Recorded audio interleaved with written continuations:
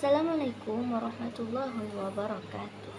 Perkenalkan, nama saya Nurul Iza Yasmin dengan NIM 2314 010307. Di sini saya akan menjelaskan tafsiran Quran surah At-Tahrim ayat 10 sampai 12. A'udzu billahi minasyaitonir rajim. Bismillahirrahmanirrahim. ضرب الله مثلا للذين كفروا امرأة نوح وامرأة لوط كانتا تحت عبدين من عبادنا صالحين فخانتاهما فلم يغنيا عنهما من الله شيئا وقيل ادخلا النار مع الداخلين وضرب الله مثلا للذين آمنوا امرأة فرعون إذ قالت رب ابن لي عندك بيتا في الجنة ونجني من فرعون وعمله ونجني من القوم الظالمين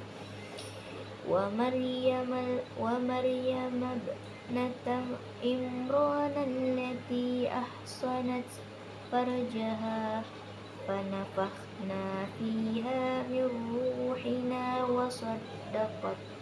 وصدقت بكلمات ربها وكتبه وكانت minal qanitin, yang artinya Allah membuat perumpamaan bagi orang-orang kufur, yaitu istri Nuh dan istri Lut. Keduanya berada di bawah tanggung jawab dua orang hamba yang soleh dan di antara hamba-hamba kami. Lalu keduanya berkhianat kepada suami-suaminya, tetapi kedua suaminya itu tidak dapat membantu mereka sedikit pun dari siksa Allah. Dan dikatakan kepada kedua istri itu, masuklah kamu berdua ke neraka bersama orang-orang yang masuk neraka. Allah juga membuat perumpamaan bagi orang-orang yang beriman, itu istri Fir'aun ketika ia berkata, ya Tuhanku, bangunkanlah untukku satu rumah di sisimu dalam surga, dan selamatkanlah aku dari Fir'aun dan perbuatannya, dan selamatkanlah aku dari kaum yang zalim. Dan Maryam putri Imran yang memelihara kehormatannya, maka kami tiupkan ke dalam rahimnya sebagian dari roh ciptaan kami, dan dia membenarkan kalimat-kalimat Tuhannya dan kitab-kitabnya, dan dia termasuk orang-orang yang taat. Adapun tafsiran dari surah At-Tahrim ayat 10 sampai 12, kesimpulannya dapat kita ambil, yaitu surah At-Tahrim ayat 10. Ayat ini berisi peringatan bagi istri-istri Nabi Muhammad SAW, khususnya yang berkaitan dengan kisah istri-istri Nabi yang telah berbuat salah. Dalam ayat ini Allah mengingatkan bahwa ada contoh bagi umat muslim pada kisah kaum Nabi Nuh dan Nabi Lut, di mana istri mereka meskipun menjadi bagian dari keluarga Nabi, tetap tidak terhindar dari azab Allah karena kesalahan mereka. Ini menunjukkan bahwa kedudukan seseorang sebagai anggota keluarga Nabi tidak otomatis membuatnya selamat, melainkan amal perbuatan dan iman yang menjadi penentu keselamatan. Adapun ayat selanjutnya itu ayat 11. Ayat ini berisi tentang kisah istri Fir'aun, Asiyah, yang menjadi contoh positif meskipun hidup dalam lingkungan yang buruk, ia tetap teguh dalam iman dan memperoleh kebahagiaan di sisi Allah. Ia berdoa untuk diselamatkan dari kekejaman Fir'aun dan diberi tempat di surga. Ini mengajarkan bahwa iman yang kokoh dan keteguhan dapat menghadapi cobaan adalah kunci keselamatan. Selanjutnya itu ayat 11.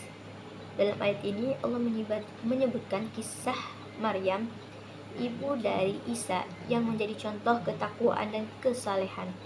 Maryam menjaga kesucian dirinya dan mendapat perlindungan dari Allah. Dengan demikian, Allah menjadikan dia sebagai contoh bagi manusia dalam hal kesucian.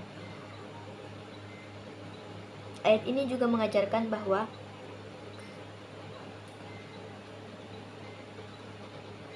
Ayat ini juga mengajarkan bahwa keselamatan seorang tidak bergantung pada status atau kedudukan sosial, termasuk menjadi anggota keluarga Nabi, tetapi pada iman, amal soleh, dan ketakwaan kepada Allah. Allah memberikan contoh dari kisah-kisah istri Nabi Nuh dan Nabi Lut yang tidak selamat karena amal buruk mereka.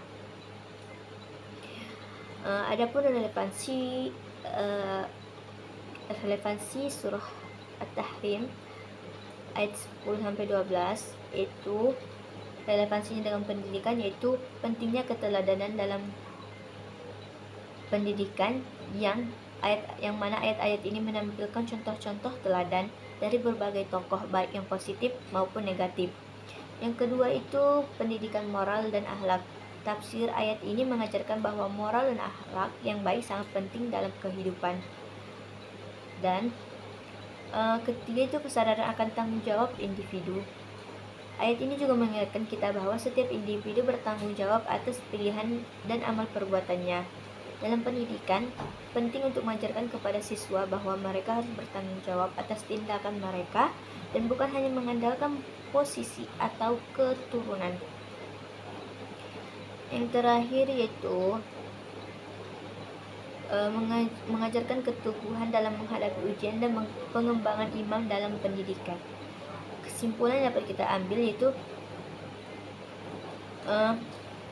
kisah-kisah yang terkandung dalam ayat-ayat ini mengajarkan tentang pentingnya keteladanan, tanggung jawab pribadi, keteguhan iman, serta sikap sabar dan tawakal dalam menghadapi ujian hidup, yang semuanya merupakan nilai penting yang perlu diajarkan dalam proses pendidikan untuk membentuk individu yang baik, berakhlak mulia, dan bertanggung jawab.